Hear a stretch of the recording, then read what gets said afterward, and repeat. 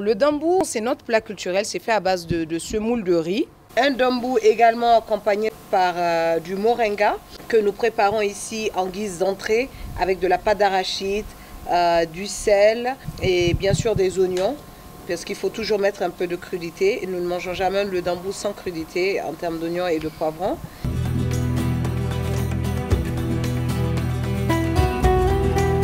Je m'appelle Madame Cissé Nadia Taribako. J'aime faire la cuisine. J'ai un espace de cuisine où on prépare des plats à emporter. Le dambou, c'est un plat qui est très simple mais très long à préparer et qui est très peu coûteux.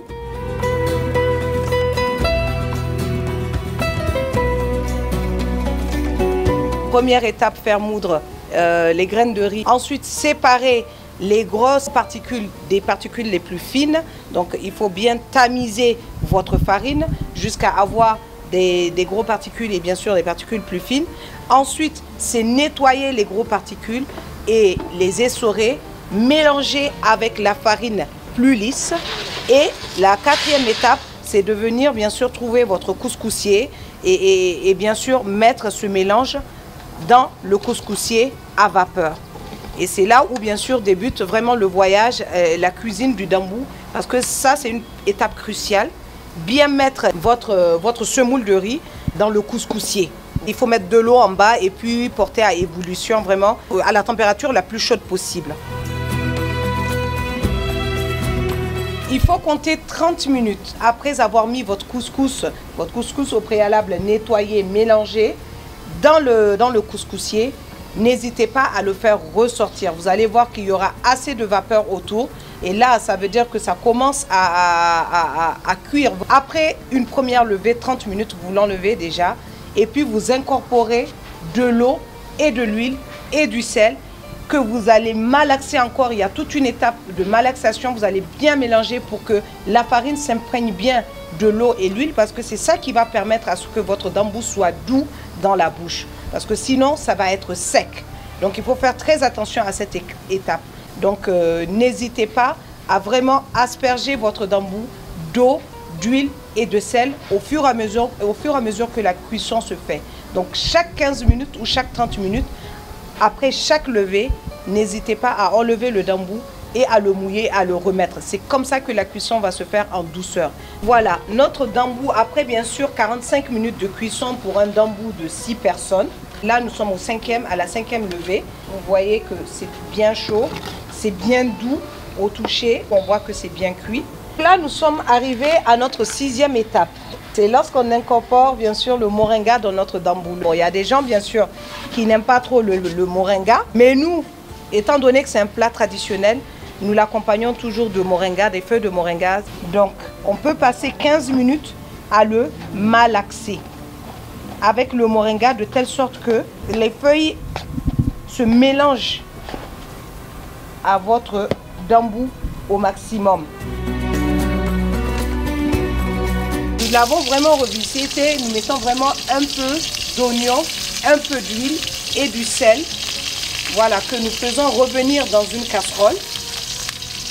Voilà, donc on va dorer. Nous mettons également un peu d'ail. Voilà, un peu de poivron. Voilà, et du sel. Voilà, et du poivron.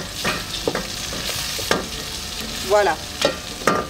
Donc on laisse juste dorer un tout petit peu les oignons parce que les oignons, on les aime un peu croquants. Et il y a encore une autre étape de malaxation, de telle sorte que tout le dambou soit imprégné d'huile, d'oignon, de poivron, d'ail. Et c'est ça qui fait le goût de l'affaire. Voilà votre dambou qui est bientôt prêt. Il reste une dernière étape bien sûr. Nous allons ramener tout ça au feu pour encore 20 minutes de levée à la vapeur. Mis à part le moringa, le dambou peut être consommé avec de la viande. Certaines personnes mettent du haricot pour pouvoir l'accompagner ou encore même des légumes. D'autres le gardent blanc, sans moringa Et puis, ils font une sauce de légumes à côté avec de la viande de mouton. Chez nous, nous accompagnons le dambou avec ce qu'on appelle le gaba gaba. Le gaba gaba, c'est de la viande qui a été bouillie avec vraiment des épices, de l'ail, du persil. Une fois que nous l'avons fait bouillir, donc vous pouvez voir ici, nous recueillons le jus de la viande et nous gardons que la viande que nous allons bien sûr piler dans une deuxième étape que vous allez voir. Piler avec de l'arachide et du sésame. Il faut savoir que la viande a été vraiment bien assaisonnée.